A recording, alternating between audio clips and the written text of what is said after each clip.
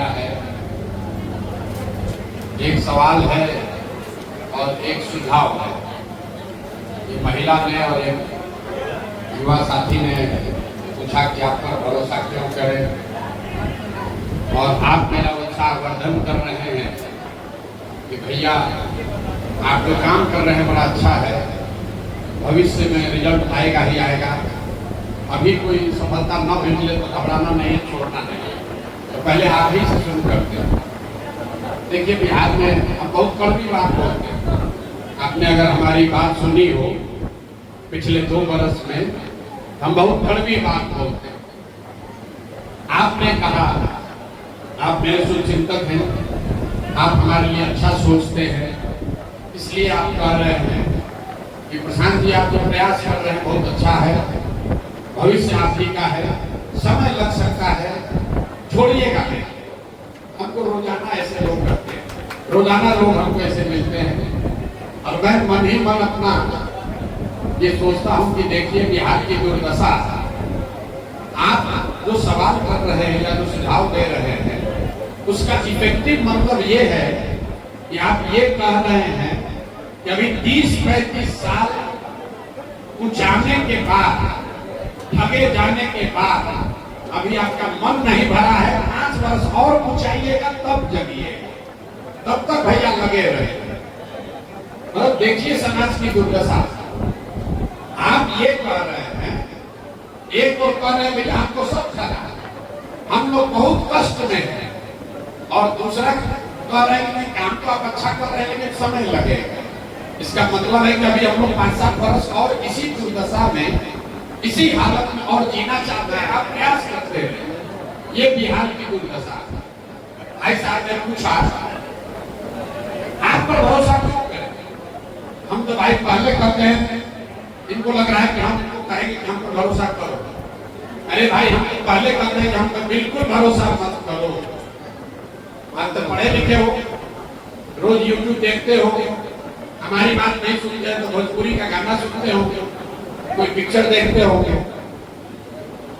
आप जाकर देखिए, हम जो 3 वर्ष से यही कह रहे हैं कि हम पर भरोसा बिल्कुल मत कीजिए। मेरे भाई, हमारी शक्ल कितनी भी खराब हो गई हो, हम इतने बड़े बेवकूफ तो नहीं है कि हमको आपको ठगना है तो हम कहेंगे कि हम आपको ठगने वाले हैं। ये सवाल का तो कोई मतलब ही नहीं है कि भैया हमको ठगिएगा नहीं ना, हम आप पर भरोसा क्यों करेंगे। जो शब्द है हिंदी में वो लिखा गया है विश्वासघात। विश्वास पहले है, घात बाद में। जब तक आप किसी पर भरोसा नहीं कीजिएगा, विश्वास नहीं कीजिएगा, तब तक वो घात आपके साथ कर ही नहीं सकता। तो ये अगर आप समझ रहे हैं कि हमको आपके साथ धोखा करना है, तो हम आके क्या कहेंगे? हम आपके साथ धोखा करने वाले हैं। हमें अपना गला काटना है तो हम यही तो कहेंगे भैया अच्छा करेंगे, आप आइए तभी तो आपके गला काटेंगे। ये बेईमानी सवाल है, लेकिन जवाब तो देना ही पड़ेगा कि भाई बिहार के लोग जन पर क्यों भरोसा करें? प्रशांत किशोर ने क्या किया नहीं किया छोड़िएगा, तो उसको आपको ज्यादा समझ नहीं है कि हमने पहले क्या किया अब क्या कर रहे हैं। लेकिन प्रशांत किशोर महत्वपूर्ण नहीं है। ये सवाल वाजिब है कि बिहार के लोग, रामदीनी के लोग या इस सभागृह में बैठे लोग जब सुराज पर क्यों भरोसा करें? तो मेरे भाई, हम आपको एक उदाहरण दे देते हैं गांव का। मान लीजिए कि आपको चीनी का रोग हुआ है, आपको चीनी का रोग हुआ है, आप यहाँ डॉक्टर से दिखाए मटिहानी में, तो डॉक्टर साहब ने कोई दवा दे दिया और साथ में ये कह दिया भाई चीनी का रोग है, ठीक नहीं होता है, संयम से रहिए, ये रोग ठीक नहीं होगा। फिर आपका मन नहीं माना, आप बेगूसराय गए किसी बड़े डॉक्टर से, फिर दवा कराया, तो डॉक्टर साहब ने भी दवा बदला, लेकिन कहा ना ठीक नहीं होगा, रोग तो रहते करेगा, चीनी का रोग खत्म नहीं। फिर आपका बाल बच्चा कोई रिश्तेदार मान लीजिए दिल्ली में रहता है, वहां पर भी आप गए इलाज कराने, शरीर कमजोर पड़ता जा रहा है, चीनी का रोग हो जाता है, गांव देहात में आदमी कहता है बड़ा कमजोर हो गए। दिल्ली में भी बड़े डॉक्टर से दिखाया, डॉक्टर ने दवा बदल दी, कोई दूसरी दवा दे दी, लेकिन उसने भी यही कहा कि भाई सुबह में उठिए, टहलिए, संयम रखिए, चीनी मत खाइए, ज्यादा खाना मत खाइए। धीरे धीरे आप आते हैं गांव, अपने घर, अपने परिजनों को, अपने को ये बताते हैं कि अब मेरा जीवन ऐसे ही चलने वाला है, थोड़ा संयम से रहेंगे, ठीक से चलता रहेगा। आपने मान लिया कि इससे ज्यादा सुधार नहीं हो सकता। फिर कोई आपका मित्र आया और उसने बता दिया कि भाई एक डॉक्टर आए हैं हरिद्वार में, होम्योपैथी करते हैं, वहां जाइएगा तो आपका चीनी का रोग ठीक हो जाएगा। आप भागे भागे वहां पहुंचिएगा। अरे भाई डॉक्टर साहब से मिले, डॉक्टर साहब ने कहा, डॉक्टर साहब ने बताया कि भाई चीनी का रोग ठीक तो हो सकता है, लेकिन मेरे पास जो दवा है वो 100% गारंटी नहीं है। 50% चांस है, ठीक हो भी सकता है, नहीं भी हो सकता है। आप अगर सहमत हो तो आप ट्राई करके देखते हैं। आप क्या कहिएगा? आप ये कहिएगा कि डॉक्टर साहब जरूर ट्राई कीजिए, चलिए 50% भी सही, शायद काम कर जाए। तो मेरे भाई जो बिहार में पहले से दल है वो एक्सपायर दवा है। भाजपा, राजद, कांग्रेस, जदयू, उसको आपने खा लिया, देख लिया, समझ लिया और उससे जो सुधार होना था वो भी देखा, जो नहीं सुधरना था वो भी देख लिया। जब सुधार नहीं दवा जो काम कर भी सकती है और काम नहीं भी कर सकती है, तय आपको करना है कि आप एक्सपायर दवा खाना चाहते हैं कि नया दवा ट्राई करना चाहते हैं। आप तय करो, आप तय कर दो। आपको मालूम है कि ये चारों दल है, इससे कुछ सुधार नहीं हुआ या बहुत थोड़ा सुधार हुआ, और उसके सामने एक नया दल है जिसमें आपको लग रहा है, कुछ लोग बता रहे हैं कि इसमें बड़ा सुधार हो भी सकता है, लेकिन आपके मन में कोई कहे तो पर भरोसा करें, शायद सुधार न भी हो तो भी आपको क्या करना चाहिए? आपको ये करना, आप यही कहिएगा कि चाहिए भैया कम से कम 50% तो चांस है, पहले वाले को तो देख लिए, जांच लिए, परख लिए, उसका कोई फायदा नहीं हुआ। तो आप तय कर लीजिए रामदीनी के लोग कि आपको नई दवा खानी है, नया दवा ट्राई करना है, एक जो पुरानी एक्सपायर दवा है उसी के साथ अपना जीवन आप बिताना चाहते हैं, तय आप कर लीजिए। प्रशांत किशोर के जीवन पर उससे कोई फर्क नहीं पड़ता है। प्रशांत किशोर को यहाँ विधायक मंत्री बन के बालू और शराब का ठेका लेकर पैसा नहीं कमा रहा है, हमको उसकी जरूरत नहीं है। हम ये काम इसलिए कर रहे हैं कि इसी धरती पर हम लोग का जन्म हुआ है, यहीं पर सरकारी विद्यालय में पढ़े हैं, बाबा हमारे बैलगाड़ी चलाते थे, बाबूजी हमारे डॉक्टर थे। अब भगवान की कृपा से कुछ जीवन में हासिल हो गया, तो हमको ऐसा लगता है कि इस धरती का कर्ज है। मेरे जैसे आदमी की अगर हिम्मत नहीं पड़ेगी तो किसकी हिम्मत पड़ेगी? आप ये सोच रहे हैं कि इस पूरे प्रयास का परिणाम क्या होगा? मेरे भाई, आपको परिणाम नहीं देखना है, आपको ये देखना है कि ये प्रयास होना चाहिए कि नहीं होना चाहिए। क्योंकि बिहार को सुधारने का जो प्रयास है, बिहार को सुधारने का प्रयास हम करें या आप करें, आज हो या 10 वर्ष के बाद हो, करना तो किसी न किसी बिहार के ही आदमी को पड़ेगा, ये आप निश्चित जानिए। तो आप तय कर लीजिए कि आपको उस प्रयास में साथ देना है, ताकि उसके परिणाम की चर्चा करते करते जीवन बिताना है। बहुत लोग बता रहा है बड़ा कठिन काम है, ये तो बिहार में सुधार ही नहीं सकता है, जात खत्म नहीं होगा, किसी भी हालत में कितना भी आप दिमाग वाले हैं नहीं सुधरेगा। तो मैं अक्सर कहता हूँ, आपने महाभारत में अभिमन्यु की कहानी सुनी होगी। अभिमन्यु चक्रव्यूह को भेद नहीं पाए, चक्रव्यूह को अभिमन्यु तोड़ नहीं पाए, उनको घेर कर मार दिया गया। लेकिन इतिहास अभिमन्यु की शौर्य गाथा को गाता है, अभिमन्यु की कहानी कहता है, अभिमन्यु की बात करता है, उसको घेर कर मारने वालों की चर्चा कोई नहीं करता। तो हम जो प्रयास कर रहे हैं इसमें सफलता मिले या न मिले, हमने अपना जीवन का सब कुछ दांव पर लगाया है, अपनी बुद्धि, अपनी शक्ति, अपना संसाधन, अपना परिवार, अपना शरीर, और बिहार को सुधारे बगैर मानेंगे नहीं, चाहे 5 वर्ष लगे कि 10 वर्ष लगे। तय आपको करना है कि आप उसमें मदद के लिए खड़े होते हैं कि बाहर बैठ के कमेंट्री करते हैं।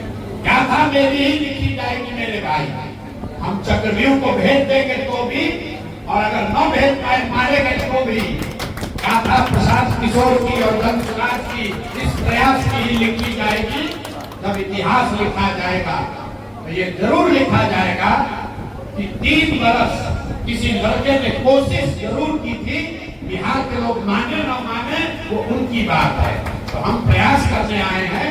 मानना नहीं मानना आपका निर्णय है, निर्णय आपको करना है। आप जिस परिस्थिति में रह रहे हैं, अगर आपको अच्छा लग रहा है तो आप उसी में बने रहिए, और अगर नहीं अच्छा लग रहा है तो आपके पास विकल्प है। समाज में 100% आदमी कभी नहीं सहमत होगा। प्रशांत किशोर की बात छोड़िए, इस देश में लोगों ने गांधी को गोली मार दिया तो प्रशांत किशोर की क्या औकात? जिस दिन देश आजाद हो रहा था, जिस दिन देश आजाद हो रहा था, अंतिम हम बात कहेंगे भाई चाय पिएंगे, चाय खा के, चाय भर आप जितना चाय पिलाने का पैसा हो उतना बोल दिए आप। जिस दिन देश आजाद हो रहा था, आप समझिए कि आज 15 अगस्त 1947 है, उस दिन भी हजारों लोग अंग्रेजों के सैलरी पर, अंग्रेजों के यहाँ नौकरी कर रहे थे, और आजादी मिलने के बाद भी अंग्रेजों का डंका बजा रहे थे। जिन लोगों ने आजादी दिलाई, आजादी के लिए कुर्बानी की, उन पर सवाल उठा रहे थे कि आजादी तो दिला लिए लेकिन चला नहीं पाओगे। तो भैया सवाल करने वाला जीवन भर सवाल करेगा, जिसको सुधार करना है वो खड़ा होकर सुधार करेगा। आप तय कीजिए कि आपको सुधार करने वाले के साथ चलना है कि आपको सवाल करना है। निर्णय आपका है, चाहे आप कहिए चाहे आप कीजिए, अच्छी बात है, सवाल करते रहिए। मेरे से किया है, मुझे बहुत खुशी होगी अगली बार कोई भाजपा का नेता आए तो उससे भी पूछिएगा कि 15 साल से हम लोग भाजपा को वोट दे रहे हैं। प्रशांत किशोर ने भी उनका लगाया है मोदी को वहां पहुंचाने में। 15 साल में मटिहानी में मोदी जी ने एक फैक्ट्री क्यों नहीं लगाया, ये बता देना, ये पूछ लेना, तो मैं मानूंगा कि भैया आप समझदार लोग हैं। अभी मोदी जी आए मधुबनी, अभी मोदी जी आए मधुबनी। हम क्यों चर्चा कर रहे हैं? क्योंकि हमको मालूम है सब भाजपा का वोटर है, बहुत इसमें मोदी जी के भक्त लोग बैठे हैं। हम भी, आप जितने भक्त, जब आप मोदी को जो जानते होंगे, उससे पहले हमने मोदी का झंडा बुलंद किया, तब आप मोदी को नहीं जानते थे। लेकिन मोदी जी अभी आए मधुबनी में, मधुबनी में उन्होंने एक भाषण में कहा कि सहरसा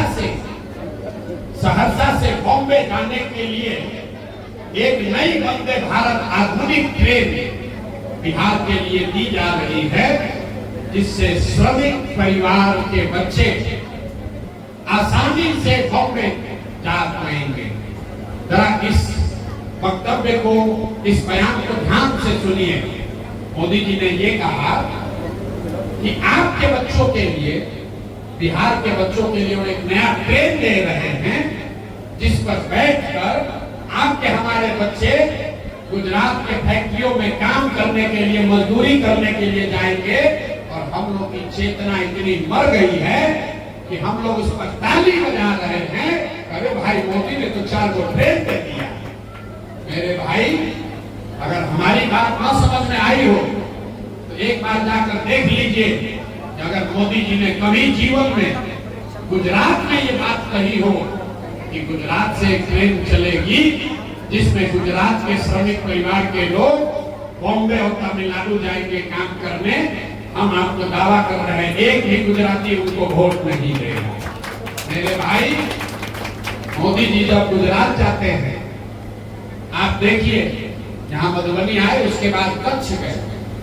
कच्छ में उन्होंने भाषण दिया, कहा कि मेरे कच्छ में दुनिया का सबसे बड़ा सौर ऊर्जा का केंद्र बन रहा है। मोदी जी जब गुजरात जाते हैं तो वहाँ गिफ्ट सिटी की बात करते हैं, बुलेट ट्रेन की बात करते हैं, कच्छ में सोलर पार्क की बात कर रहे हैं, फैक्ट्रियों की बात कर रहे हैं। कच्छ एक जिला है जिसमें 50,000 करोड़ का इन्वेस्टमेंट हो रहा है, इसकी बात कर रहे हैं। उन्होंने उसी भाषण में कहा कि गुजरात को अभी से तैयारी करनी चाहिए कि जब गुजरात 2035 में 75 साल का होगा तो वहां पर क्या क्या काम होना चाहिए। वही मोदी जी जब बिहार आते हैं तो कहते हैं कि बिहार के 9 करोड़ लोगों को 4 किलो अनाज की व्यवस्था मोदी ने कर दी है और हम और आप 4 किलो अनाज पर ही वोट दिएगा। यहाँ पर आएंगे तो भारत पाकिस्तान का बात होगा, यहाँ पर आएंगे तो हिंदू मुसलमान का बात होगा, और गुजरात जाएंगे तो तरक्की की बात होगी। फर्क यही है, इसीलिए गुजरात में आप और हमारे बच्चे जाकर नौकरी कर रहे हैं और हम लोग यहाँ से मजदूर बनाकर ट्रेन में भेज रहे हैं। और यहाँ की राजनीति इतनी ही है कि कौन एगो ट्रेन ज्यादा दे दिया, कौन ट्रेन का जो स्टॉपेज बढ़वा दिया। इसी पर आदमी कहता है भैया नेताजी बड़ा काम करो था, पहले ट्रेन का यहाँ स्टॉपेज नहीं था, एक स्टॉपेज करवा दिए। इसी पर 5 वर्ष आप वोट दे रहे हैं। तो मेरे भाई, आपको अगर मजदूर नहीं बनना है, अगर फैक्ट्री यहाँ चाहिए, रोजगार यहाँ चाहिए, शिक्षा यहाँ चाहिए, मोदी को वोट देना है, मोदी को ही दीजिए। लेकिन कम से कम उनसे मांगिए तो सही भाई। गुजरात का आदमी मांग तो रहा है, बिहार का आदमी तो मांगिए नहीं रहा। हम लोग 4 किलो अनाज मोदी दे दिए, अयोध्या में मंदिर बनिए गया, और लालू जी से बचाए हुए हैं, चाहिए बोरा में भर के इनको वोट देते रहे। और अगर मोदी जी को आप कि नीतीश कुमार को मान लो तो नीतीश कुमार को हम लोग मान लेंगे, कोई दिक्कत नहीं है। बहुत बहुत धन्यवाद।